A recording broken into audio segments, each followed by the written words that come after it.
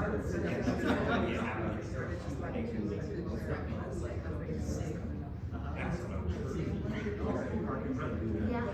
just like, you might not have a system in place, a structure in place, but my system is covered.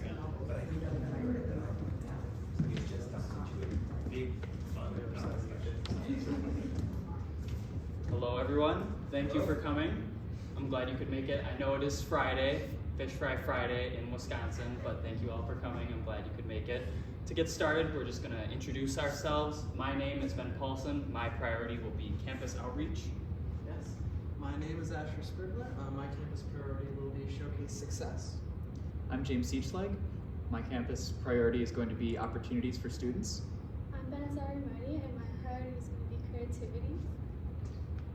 So looking at what UIF has done in the past, I'm sure a lot of you that I've invited may not even know necessarily what UIF is, but a lot of cohorts have come before us. We're actually the 5th cohort currently. Here's some projects they've done in the past. Welcome Week UIF Fresh, Doggy Days with therapy dogs, the old RWJ and MLH study spaces, which have now become the Cove with this huge makerspace available to us, as well as MKE meetups all around Milwaukee and Startup Week.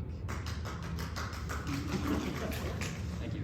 Yeah, through the Stanford Design School, we went through a 6-week training this summer to become University Innovation Fellows. This is actually the first time that they've offered it before the start of school, so that was a unique opportunity to be their guinea pigs for that.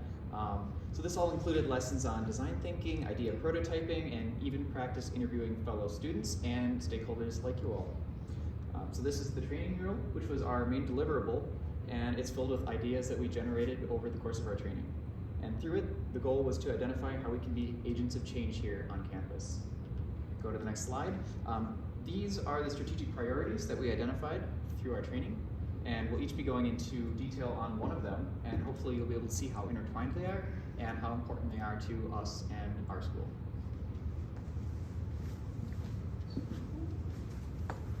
So just in case you haven't forgotten me, I'm Bansari, and I will be going through creativity. And our priority is to increase student exposure to creative thinking tools by incorporating them into the curriculum. In high school, one of the jobs that I had was to babysit kids. And I'm sure most of you in this room know a lot about that. But the thing that really strikes me about children is that even if they don't know how to do something, they will have a go. Because unlike the rest of us, they aren't afraid of being wrong. You could ask a child to design a car, and each individual child will come up with something unique. It doesn't matter if an edible car made out of chocolate isn't realistic, because kids are amazing at letting their imagination run wild. And the more that I think about this, and having had the chance to watch these kids grow up, it becomes apparent to me that we are being educated out of our creative capabilities, which I think is a great injustice. Now, when I talk about creativity, I don't mean arts and crafts, but rather being creative in our problem solving. If you look at any job description, being able to identify multiple solutions, and in some cases new solutions to problems, is a key skill that STEM fields require employees to have.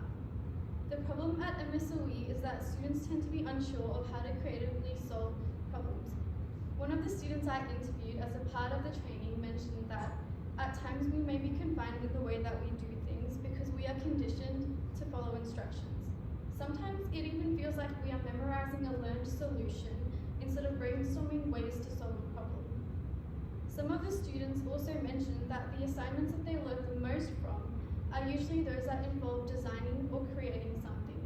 But these are also the toughest assignments because they require the student to actually apply what they have learned in class. So how might we introduce more creative thinking tools to students at MSOE? One way to improve this would be to introduce design thinking into freshman classes in the change from trimesters to semesters. Design thinking is something that my team and I learned during our UIF training, and to put it simply, it's a creative thinking strategy that involves generating as many ideas as possible and prototyping them in order to test the solutions. It is a hands-on tool that can be used for any problem, which means that it could be useful to a student in any major.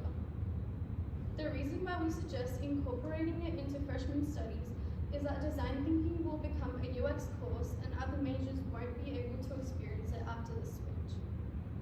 Students are also exposed to it earlier in their education, giving them the opportunity to practice the skill in future years.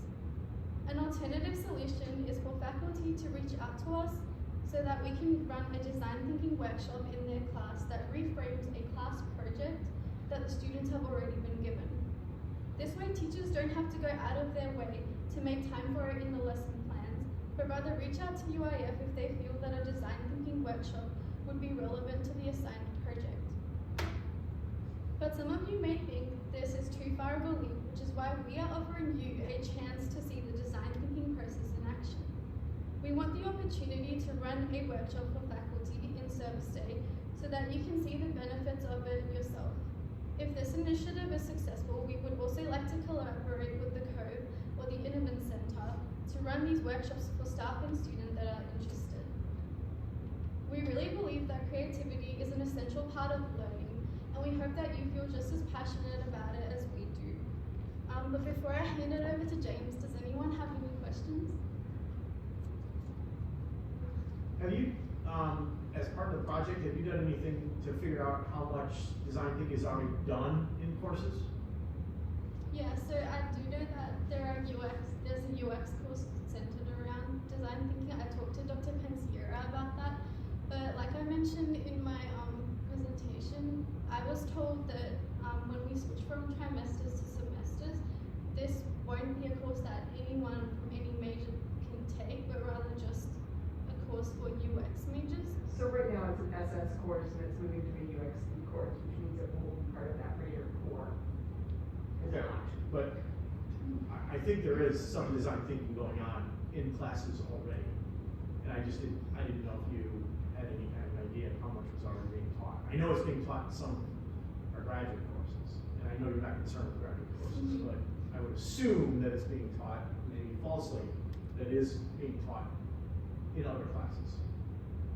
Yeah, Just- well, I'm a civil engineering major and I'm a junior, and so far I don't think I've really been taught this until I came to UIF and I did the training.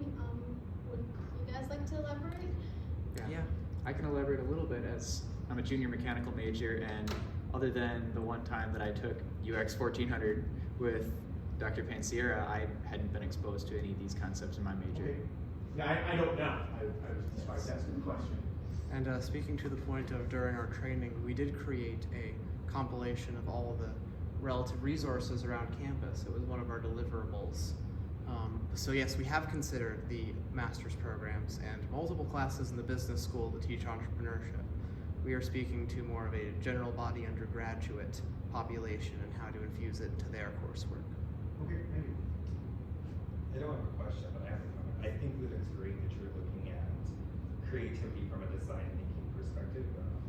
There's a webinar that I was at a couple weeks ago, and it talked about how we talk about this concept of creativity, but you can't teach creativity.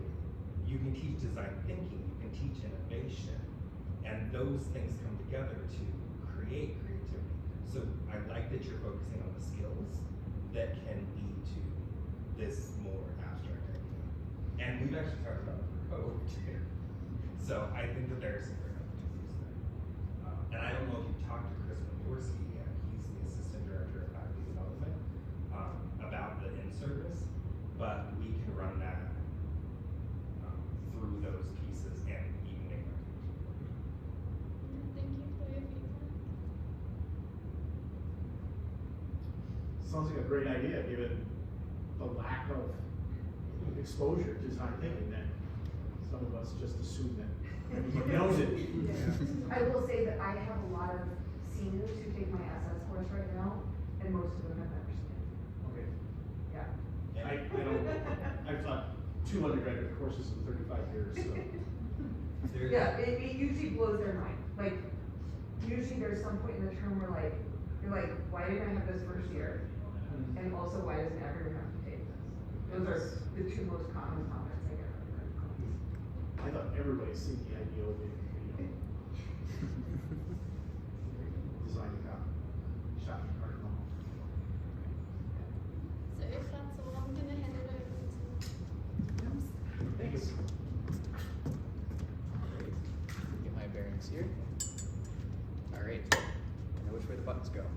so I'm James, as I introduced myself before, and the priority that I'm looking at is current opportunities for students. And sort of the way that we can phrase this is, I've been looking at how we can lower the opportunity cost for entrepreneurship at MSOE.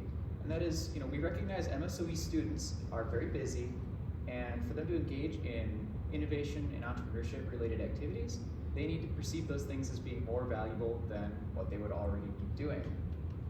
So how might we increase the value of these resources so that students continue to use them and more students will be aware of them and take advantage of those things? So the way that we educate as an institution is through classes, of course, and auxiliary to those, we've got events and resources like makerspaces. And the way that we can lower the opportunity cost is to either make these things more accessible or more valuable. And what I want to take a look at is, of course, the resources. So how might we best improve these resources to lower the barrier for entry then? Our makerspaces, such as the Cove here, are critical for students' efforts to prototype and innovate. Whether it's a personal project or a group, people need a space to bring their ideas to life. So some of our many student organizations, such as SAE Super Mileage and Robotics, seek to push the limits of what's possible in their respective domains, and they represent MSOE on a global competitive stage. That said, SAE Super Mileage, according to their member that I interviewed, meets in a back room at the CC and works with hand tools. Every piece of metal on these Vex robots was cut using a hand Dremel instead of an actual cut-off saw. And this is due to the availability of spaces on campus as it sits. So really, these spaces that we have are quite limited as it stands. The hours that they're open simply don't align with when many students are available to work and meet as clubs. And these spaces aren't always equipped to support the projects that are being worked on. The Cove, for example, is well equipped to handle smaller projects that you can 3D print, but if it requires anything like metalworking, you'll be using our admittedly quite outdated shop in the science building. And the single shop technician who runs that doesn't even have the capacity to support training individual students or helping them on longer term projects. And if your project requires something even more advanced, like CNC machining, there's currently no avenue to gain access to that if you're working on just an individual project. Still, we see teams succeeding. Their dedication to these projects shows that we've got students who seek to innovate and create, regardless of the circumstance. If we want to encourage innovation, we can start by enabling those who are already trying their best to take it to the next level. The students who put in their time on these projects are our community builders, who embody the MSOE mindset, and we need to do all that we can to support their efforts through more equipment, space, and availability. So to start with, I would like to ask for the support of those who operate and manage these spaces in finding ways that we can better cater to the innovators who are already on campus by allowing them more access to the spaces and equipment we already have. Because if it's already difficult for the most motivated students to accomplish their goals, we can't expect to see an influx of innovators springing up. But we can support these innovators so that they inspire the rest of the student body.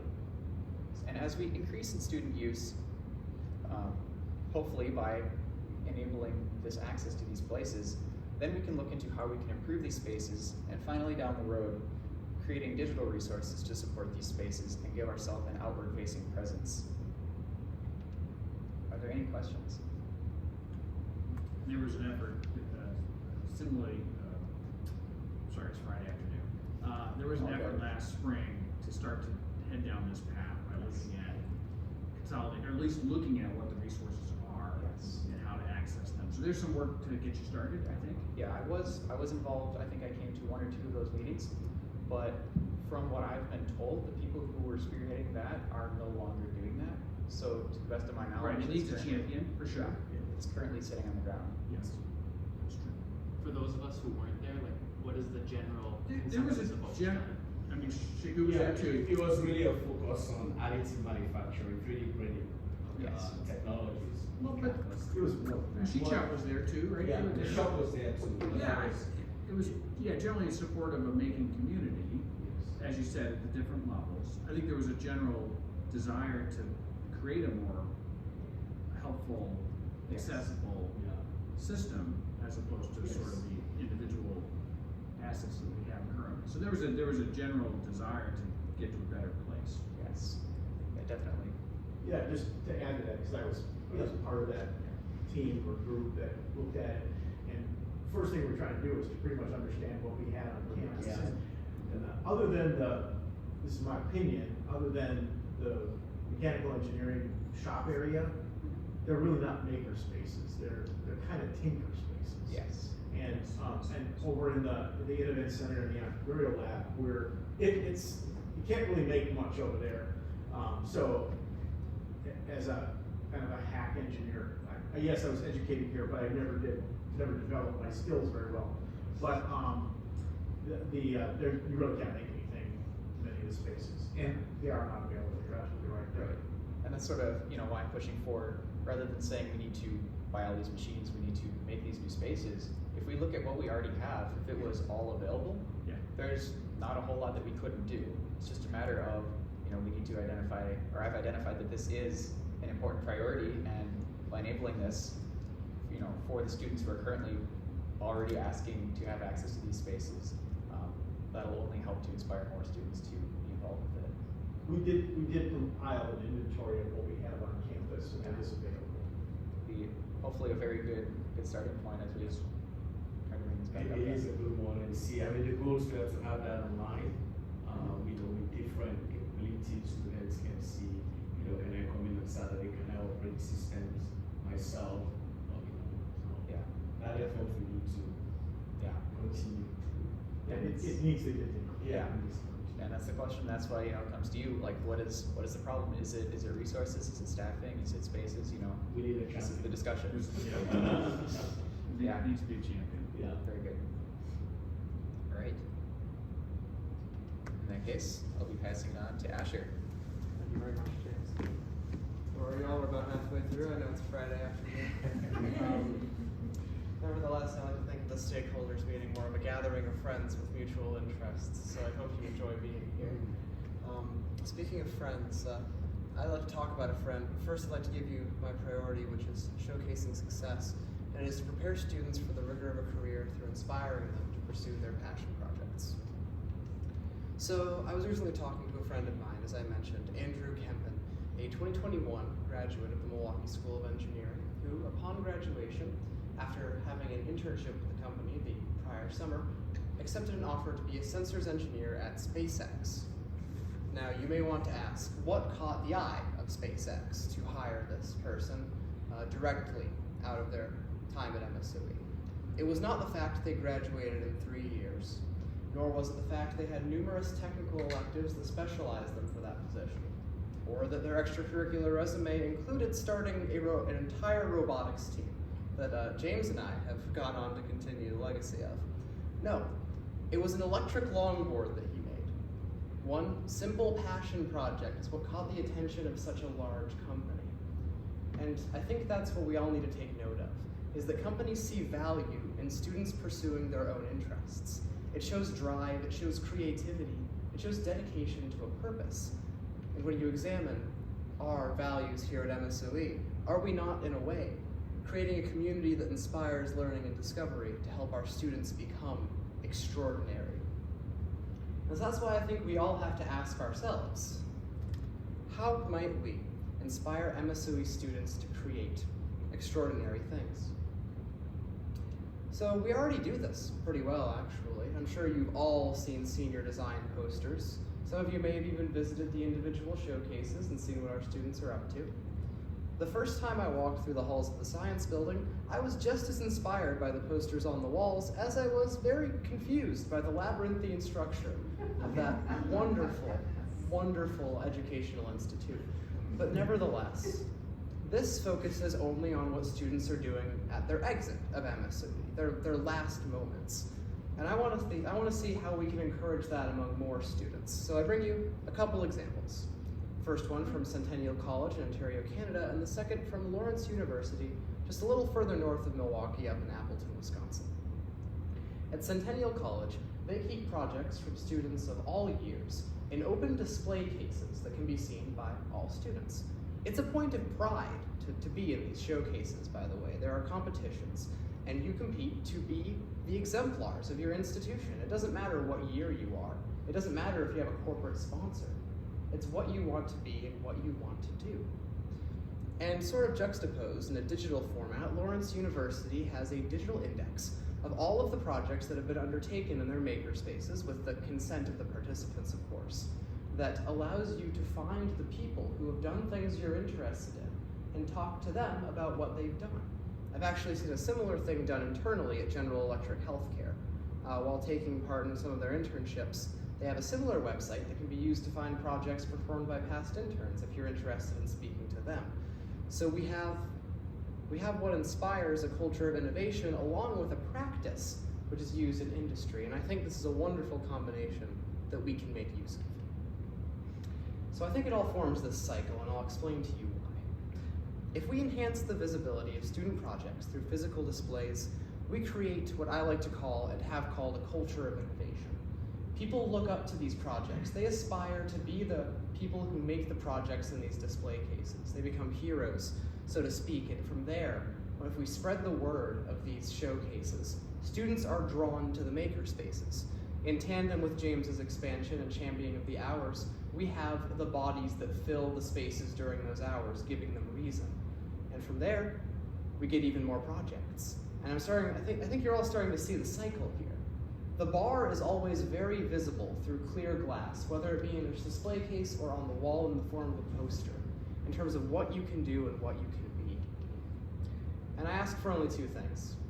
For those of you who run makerspaces, Fabi, Professor Wright, I want to ask you and to work with you to find ways to set up these displays, whether they be physical, as Professor Jean Wright and I have discussed in the past, or as Dr. Rothy and I have discussed for the EECS Makerspace, posters. I want some way for the students working in these spaces to be able to see what others have done and take inspiration. And beyond that, I want to move what we create outside of the makerspaces by utilizing underutilized digital signage, which currently just displays the hours of our bookstore and our Starbucks, and filling them with real stories of student success. We can draw people to these makerspaces wherever they are on campus and create even more wonderful things that not only make students look great to employers, but helps them feel as though they have a place in the community they live within. I'd be open to any questions on the subject or further clarifications. I would say that it's a comment, it's an excellent idea. We just created a display in front of the Free Power Institute, and we will be happy to host you guys. Fantastic. So, yeah, and that was the idea. We need to talk about our student employees. That's an excellent idea. Yes. Yeah, great. I think it's a great idea. I mean, we started a little bit of that with the Entrepreneurial Lab by putting the patents on the wall. And again, it's just a small sampling, but it's not the same as either seeing a picture or actual physical things. So I think that adding those dimensions is fantastic. What about we do the senior design showcase at the end of the year on a Friday when most students, except for the seniors, are gone, and the finals week, right? Who wants to stick around for that? Unless you're a senior graduating the very next day. So you talked about physical spaces, posters, digital spaces. What about a celebration of making celebration of innovation? Yeah. Have you thought? Did you think that? I was about to say, that is a really good idea. I think the students here at this school get a little too obsessed with their training as engineers and don't recognize their value as makers enough, because we're given so many skills as engineers, and I think celebrating the fact that we can make these things is very, very important. Yes, I think of, there was the Rosie Challenge last year. Oh my goodness. Exactly. Incredible. I used the Rosie Challenge as the example of what we could go for. It was just, it blew me away to sit there and listen to the student presentations of what they were working, and it came from across campus, right? There's certainly more CSSE folks, but certainly it was great to see, right? And the room was filled, and a lot of excitement, and a lot of, oh my goodness, that's fantastic. So, creating the culture of sharing, creating a culture of bringing people together to, learn together. I mean, we don't do that. We simply do not do that. We can't just do it one day in May. And celebrate our seniors for sure, but how can we do it throughout the year? There's a committee, Dr. Leitsky is chairing it to look, as we make the move to semesters, to organize our campus events. Because sometimes we have these events and they sit on top of one another, or, you know, so there's an effort right now to try to develop a schedule, which would include senior capstone, you know, showcases and the like, but, you know, it'd be a great opportunity to sort of get in and add some additional features to the annual events of the year. And these are great, you know, sponsorships. I mean, a lot would come from this, I think, if you sort of showcase the work with students. Yes. Professor Wright, I believe I saw you. Yeah, I'd just like to throw out, and I'll take a license here, as one of the creators of the MSOE mindset graphic and things, that I think a lot of, and I hope no one takes offense to this, engineering is a tool or a set of skills that leads to value creation. And the big thing is about the entrepreneurial mindset and the MSOE mindset is that it has to go beyond engineering. Makers do that when they do something to solve a problem, fill a need. Engineering is a great set of tools to get there, but I think we do need to showcase the fact that it's about value creation, whether it's a business or whether it's a product or whatever, but it's solving real problems and it's going after real needs. And I think that's what MSOE students are really good at, but while we're at school, we do focus quite a bit on just making them great engineers, and that's why it's, you know, and it's not necessarily a business thing, but the value, we quantify it sometimes in the business school, but it's about value creation, and that's what the MSOE graduate is all about, and being a professional and being a lifelong learner and all that things that go with that. So this is right on. Yes, before I take any more questions, I do want to check that we're still within time for questions. Yes. Just want to be respectful of fellow presenters. Sabrina. I really liked your call out about a competition, and I think you guys might have mentioned it throughout the process of like doing a hackathon type thing. And all this discussion reminded me of when the Commons did a like Hackett bracket, and it was like generically, you know, we're just going through the design thinking process and coming up with ideas that don't necessarily need to be like a engineering product or what have you. And I just think there's something there. I don't know. Well, I don't know if the word's not out yet, but we're working on this now, but we will have a design competition this year. We're working with Milwaukee Tool. They are going to judge and sponsor the competition, which will be to develop accessories for the packet system. We are talking about possibly getting licensed to their patents that can be incorporated into designs, and then Milwaukee Tool is checking with their lawyers about whether or not they can offer right of first refusal and purchase and or license inventions by people competing in the competition. It will be running this year. It's going to happen, and we're looking at creating a third one, another competition to do the same kind of thing with Umatsu.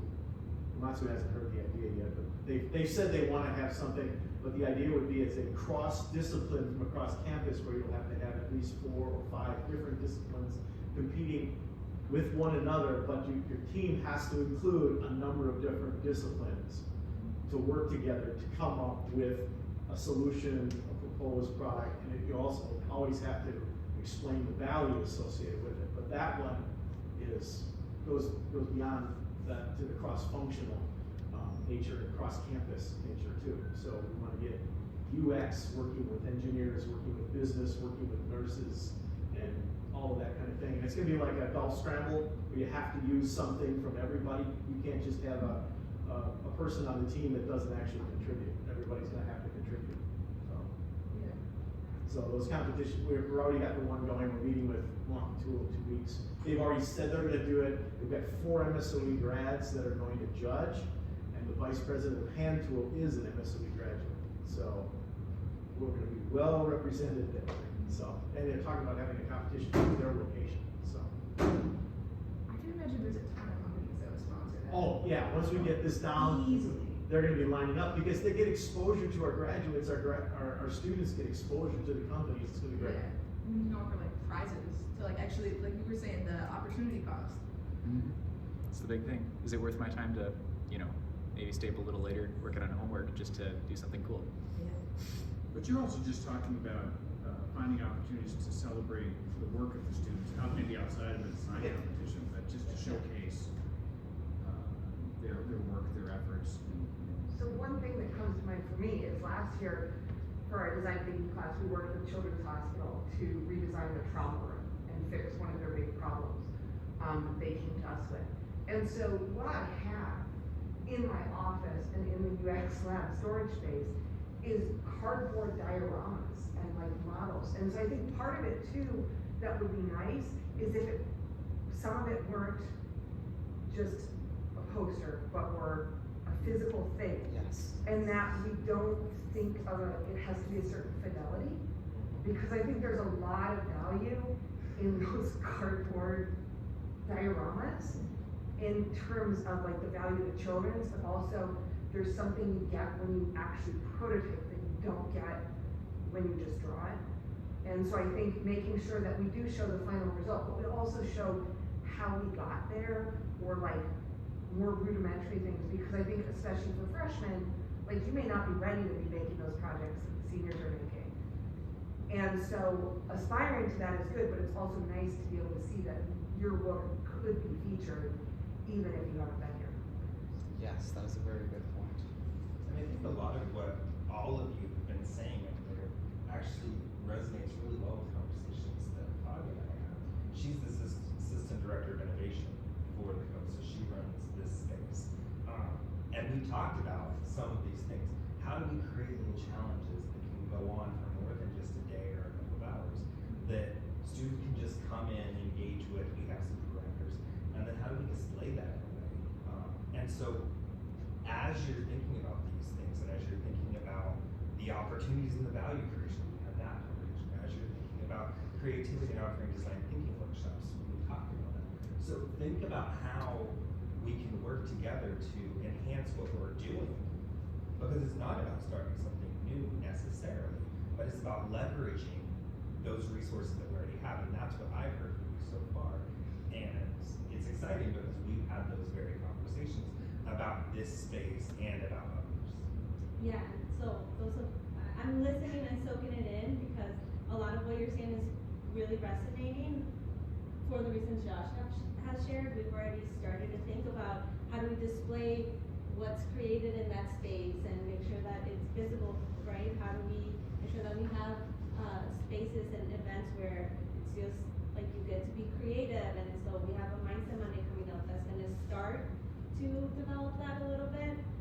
But I'm listening because I'm in my 3rd week, so I'm excited, right, to meet with you all more one-on-one and then get into the work. But I'm still building the context, and hearing from you is the most important part in that. So I appreciate it. And building on what you were saying about prototypes, I think that's a great piece, because as we show the different phases of design, that makes it more meaningful and more manageable for people to aspire, because they don't think that they have to create this grand thing, because everything that was grand started out as something simple.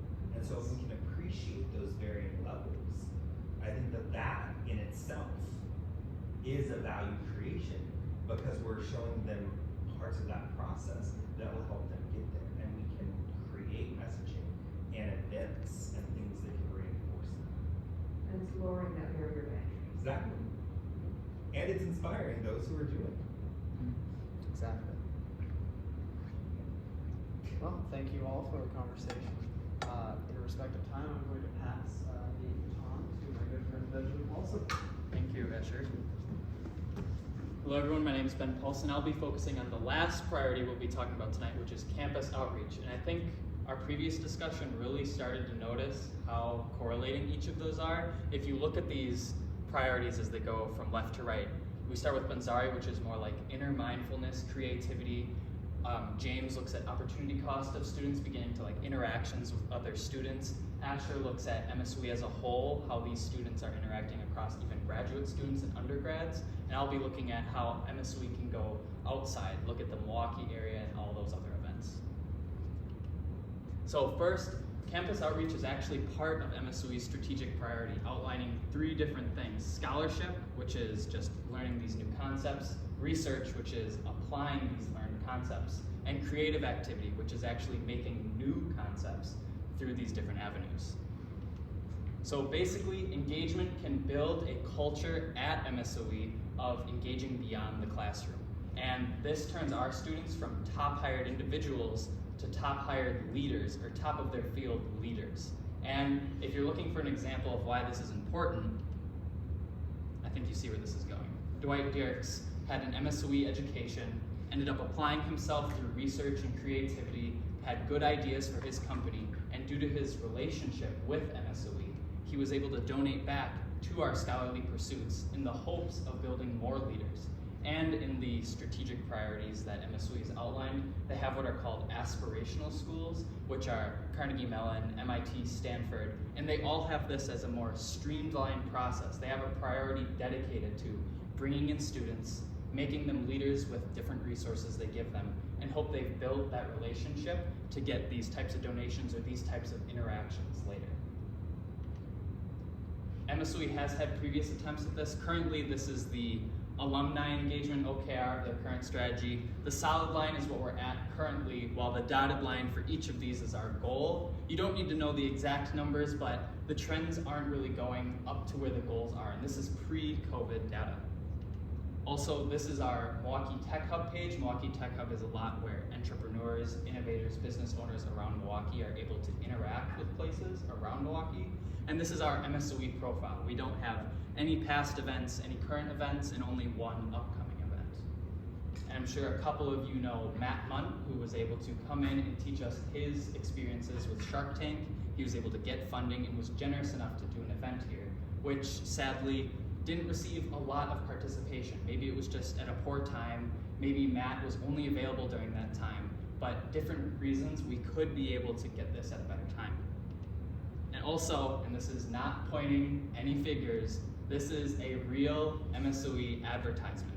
And while typos are a very small issue, they can add up over time, ruining just an outside perception of what MSOE truly is about.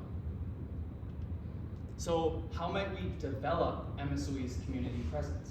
I mean, we would all love our students to be engaged beyond the classroom. We would all like them to be leaders in their field. Well, we have 3 different ideas here with a regular speaker series. I mean, with Matt Munn, that time, maybe that was just the best time that worked with him. But if MSOE had a regular segmented or regular regimented speaker schedule in order for them to apply to, that students would know ahead of time, we would get better student engagement and better speaker engagement with their peers. Also, club collaborations. I mean, all us UIF fellows are involved outside of UIF with other student organizations, and we can bring this innovation, this entrepreneurial ideas to other technical fields as well. And also getting involved more with high schools, bringing them in with programs and advertising that MSOE is the place to be to become a leader. But of course, these are all great ideas. They all take time. So let's just take a step back and focus right now on a regular speaker series. So my call all to you, faculty, feel free to speak at these events. Maybe you wanted to run a class for a while that hasn't gotten a lot of engagement. Advertise it to your peers. Maybe talk with other faculty on how you can get connected, how they could become a speaker, and advertise this to classrooms on how they can apply what you're learning in your class to these events. And to non-faculty, same reasoning with coming to speak. Connect us with alumni around campus, alumni in the Milwaukee area, alumni internationally, and also business platforms. And be free to advertise us at department meetings as a concept to MSOE. And just for the speaker series ideas that have been tossed around for a while, here's a couple of them. The Ideas to CEO series has actually been developed a little bit already. Thank you, Gene Wright, for some of his work on that. He's done previous work a couple of years ago looking at how this can get involved with students. Any questions? Yes?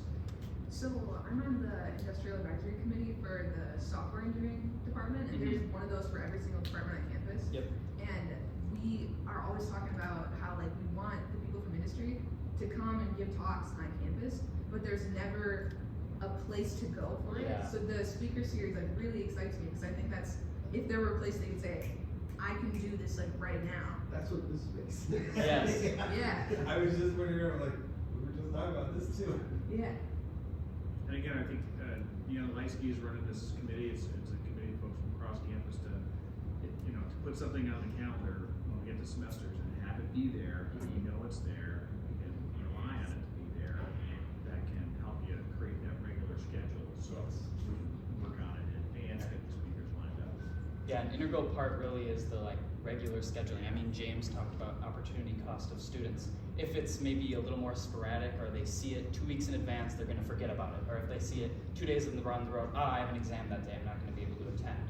But if it's a regular schedule that they can follow for years that they're here, more people will be able to participate. To add a little bit to the Shark Tank point specifically, myself and a few of the student leaders from a lot of the clubs that I was involved in on campus were in the CC, and someone from Campus Life came up and said, please ask your clubs to come to our event. We said, well, we've got, you know, our own events, we've got our own meetings that we've had scheduled for a long time, and it's scheduled right over the top of it. That's the thing is, you know, especially as student leaders who are involved in scheduling these, you know, extracurriculars after school, if there's a regular time that we know to avoid because there's a major campus event, that's a lot easier than when they pop up all the time. And I think as Dr. Bumper said, that's something that Deanna has talked to us about. That's important moving forward, and I think you guys have reinforced that. I think that some of the programming ideas for the Cove that we haven't necessarily fully fleshed out yet align with some of this as well. So again, I encourage you to reach out and get with Bonnie, because she is your person who can talk you through some of these ideas. I've even encouraged residents like to think about the programming that their RAs do, because we're getting ready to start the strategic planning process. Encouraging them to think about how they partner with you guys, how they partner with Create and other areas, because they have an expectation that their students are promoting programming. And there's a lot of ideas that go out here, so if we start to collaborate, we can use our time for co-sponsored events. They don't always have to be distinct events, because we're all supporting the mindset. We're all looking at how to create the best experience for students. So thinking about those resources, even when you're talking about alumni and getting them back. I just talked to Bobby about how, and you even met Rick, in this town. He will go on about the most random topics, but sometimes he'll tell you about some of the most interesting things that alumni have done. And so we talked about how do we create something that just helps people understand what alumni have done. Like there was some story about a cat walking past an outlet and it got shocked, so now it's grounded. And I'm just like, what? No. That's a 1927 cat. Yeah. So again, I mean, there are ways to think about these things, and you have a lot of resources on campus, so I'm hopeful that. So we actually did a speaker series with our IAC 2 years ago, and it was fully online. Because we're UX, we weren't expecting large turnout. But I would say we got about 20 students at each one, which was about half our student population. And I think what helped with us was that it was very clear how it related to our students, right? Here is someone on our committee who works at Spotify, who's going to talk to you about how he got through the first 20 years of his career, right? Or here's someone we're gonna do sketching. Like bring your paper, bring your pens to your Zoom, we're gonna do sketching. And I think that helped, because one of the problems that I often see, I mean, I saw it in undergrad, I saw it in grad school, is that it's unclear, like, does it relate to me? Probably. Could I go? Yes. Could I also sit on my butt? Yes. Right? Like, so it's, or should I go to my club? Like, my club is a bigger responsibility because of my involvement in it. This has no tie to me. And so I think part of it is creating the connection for students of like why there is value in this. Or I think we also offer prizes. It's also a matter of finding time. Yeah. Yeah, And ours were not regularly scheduled, Yeah. but they were scheduled far in advance. And we also started really with a low bar. Like our goal was to do 1 a quarter, and I think we ended up doing 4 instead of 3. But we thought about doing it monthly, and we were like, no, it's not gonna happen. plus then you expect it on the same day. And we had done it enough in advance, so as soon as this term started, we could all tell our students about it, offer extra credit, whatever. But it was, so part of it was the coordination, part of it was the benefit, but there were a lot of things that made that work and made it exciting for students because they could see the exact relevance, right? Like, I made sketches of potential future of Instagram today, and tomorrow we're gonna be doing something in class. Yeah. So, like the UX program is like a pretty tight knit community, yeah. And so, I mean, you're talking about sharing this with your students in class. I'm like, it's clear to me that you're telling every one of your students, right? Like all of the UX students know. And so I wonder if there's like something to be said about advertising through professors and making sure professors know about these events and are like talking about them and relating them. And it's very integral if faculty advertise these to students as like a systematic part of MSOE. Like I said, building that culture of engaging beyond the classroom. That advertising is really, really important to students, and also, you know, prizes, like you So there's mentioned. another group, active group on campus thinking about internal communications, and the calendar, right?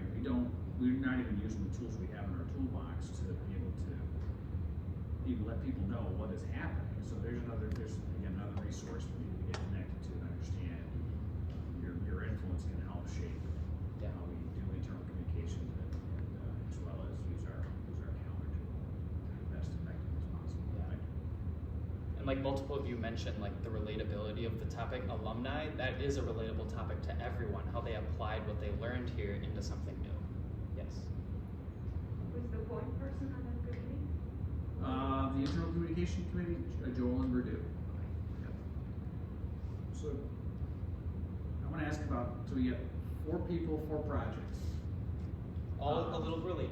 You know? Well, that's where I want to go, right? So past cohorts have tackled 1 project, 4 people, 1 project. I love the breadth, I really do. You've clearly articulated gaps and areas that we can be better. But it's 4 projects, 4 people, 1 person per project. Are you worried about? We have supporters, like we are all supporting each other. We are individually the point people for each of these priorities, but we all support each other in terms of these ideas. We've all talked about these ideas and we all agree that these are ideas that need to be implemented at MSOE. It's not a hierarchical level, there are specific support people assigned to every point. So each point has 1 point person, for example, showcasing student success, as yours truly, and 1 designated supporter, which I believe was James. Yep. Another way to tackle it is to find where there are strong synergies between your 4 items and tackle that first, right? Go after it in chunks and pieces versus what you're also describing is fine too. I just sort of worry about, well, you're new, relatively new, right? You're all sophomores, right? Or junior. I'm a junior. Junior. Sophomore. Okay. So this can also happen over time, right? It doesn't all have to happen in 1 year. All right. Just think about the scale and the scope behind this proposal to tackle the 4 projects. I think a big theme, or one of the big themes I'm hearing is like around programming, and like programming needing to be a space where students can be more creative, right? Programming being a space where alumni are coming back and sharing their stories. Programming needing to be a space where we can get inspiration from what others have created. And so I think, you know, I personally would love to talk programming with you all more and then see how all of these different projects fit into that umbrella. Yeah. So I've offered this before and we talked about it. I've got like 34 people from CEOs to alums and things like that we had for programs. Last year we ran one. And they've all agreed to talk, and they're corporation members, they're regents, they're alums, they're people in the community, so covering any of the entrepreneurial things. But I think the biggest thing we've talked about this, is we need to find out when that time is that we're gonna get, because I don't wanna bring a CEO in and not have anybody here to talk or listen to them or whatever.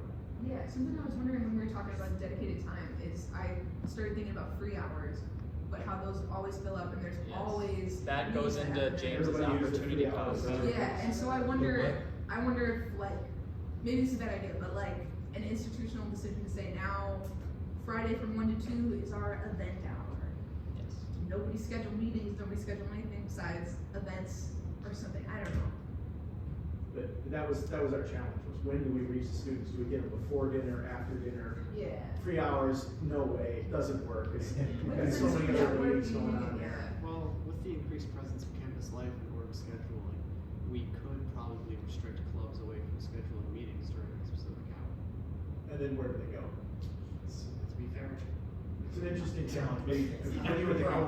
We're doing the poll last year. We tried to find some times, and we didn't really come to any conclusion. So I'm gonna give an example from my school that I went to, which is very different for a lot of reasons. So one thing is, we didn't have a notion of a free hour. I think faculty meetings happened at 5 instead of like during the day. Department meetings were kind of, I think schedules were such that you could pretty much guarantee your faculty were gonna have a spot. And then we had at 3 p.m. on Thursdays, there was, or 8 p.m. on Thursdays, there was going to be a talk or a concert. We were required to go to a certain number of them, most of our terms. But the idea was, even if there was a concert at 8 p.m. and no talk at 3, like that was reserved, right? And then the idea was at 4, where every student on campus worked. And so 4 were labor meetings. So even if your department didn't have a labor meeting, then you just got a free hour. But like, the idea of a free hour with a purpose, as opposed to a free hour that was literally just free, meant that it really changed how it was utilized. And I think that then, I mean, all the time, we like, this was originally scheduled for a free hour, right? Yes. Today? And except we other had, things happened, yes. right. And then even the fact that you all don't have insight into what our schedules are. It's and a like free what, because that's all going on Mhm. behind the curtain, and we don't have insight into what your schedules are. But I think part of the problem, as Jean was mentioning, is this idea that like, there's a lot of really busy students, right? And some of them are busy, like, y'all, a lot of your busyness is by choice, right? You have chosen to be involved in things. I know 100%. Sabrina was also busy by choice. We have students who are required to work. Yep. And who are supporting themselves as they go through school.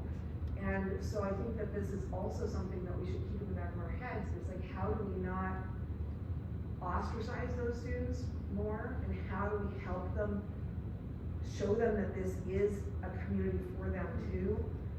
Well, and maybe that is not scheduling at 8 p.m., but maybe that is, you know, I'm guessing it's also not scheduling at 8 a.m., right? Yeah. Like, Yep. and I think whatever we do, there's gonna be some group that's gonna be disenfranchised, Mhm. right? So part of it is like, how do we balance that, so it's not always the same students being disenfranchised? Like the time with 8 p.m., we've talked a lot behind the scenes, just looking at what time works best.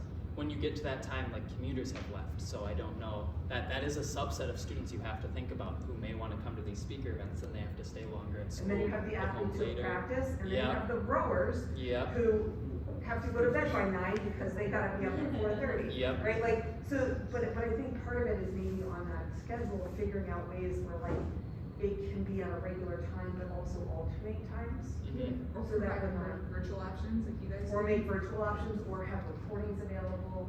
I mean, the recording, you lose that connection, but, I mean, the other thing that we found for us is, I think all our events that we held, there's a large faculty turnout too, Yeah. right? Or like even last night for the ethics conference, you know, when the faculty are there, I'm there, one of my students is there, and then this morning in class, I'm like, hey, I had to leave a little early, how was the rest of the talk?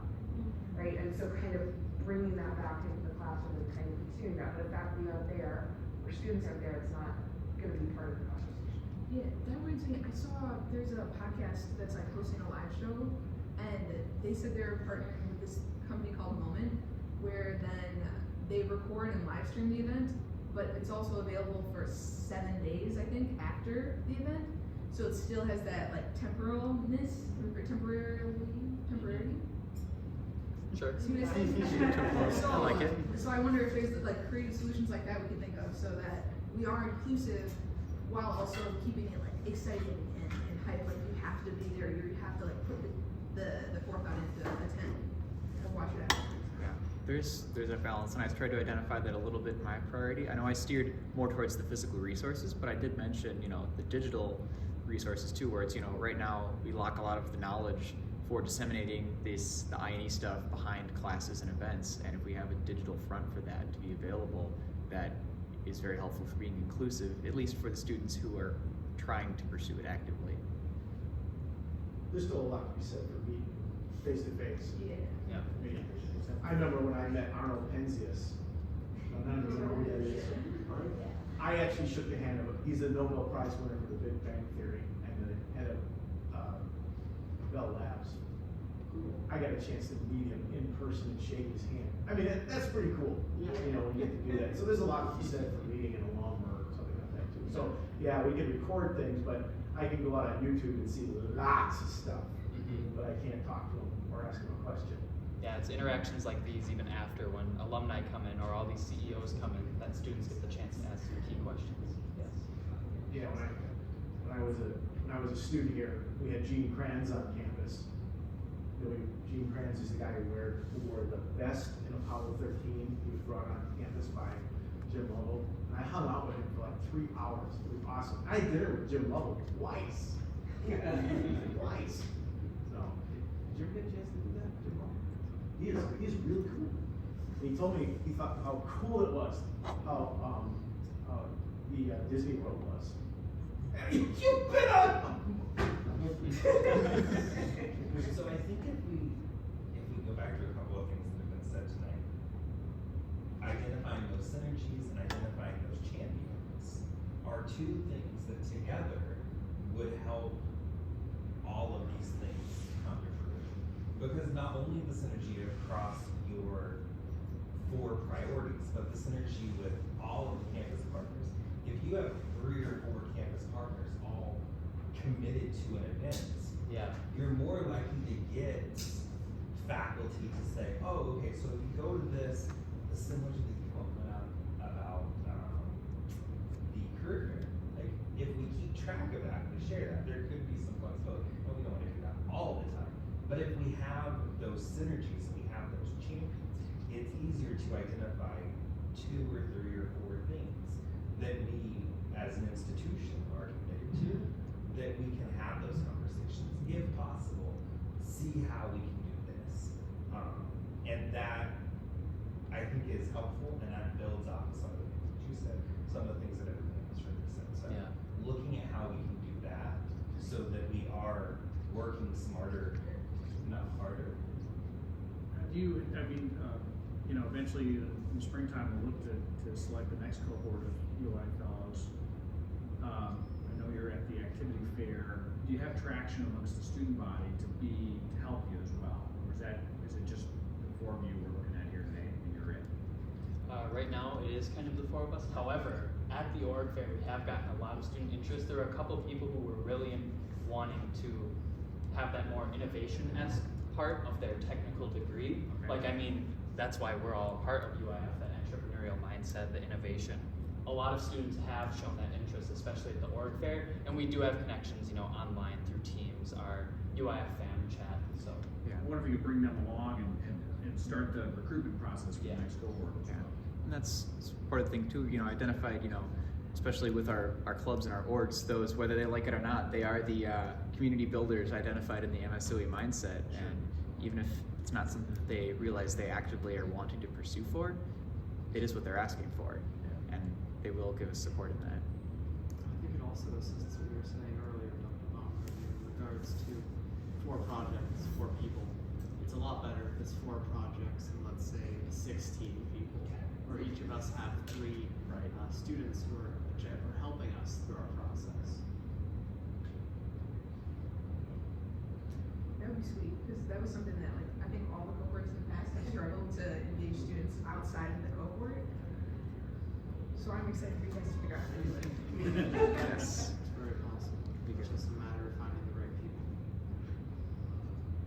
yes, I'm glad you guys are very, very involved. And that also also means the people online watching in this recording that I'll send out to all of you also need to get involved. If you're not here in person, that is not an excuse. We are doing amazing things. If you get involved, yes. So here's us all again, just what priorities we are the point person for. Feel free to contact us after this, and thank you all. Thank you, Jean Wright, for your investments in the UIF to CEO chat, or Ideas to CEO chat. Thank you, Dr. Baumgartner, for bringing UIF to MSOE, and thank you to everyone who we were able to interview with before we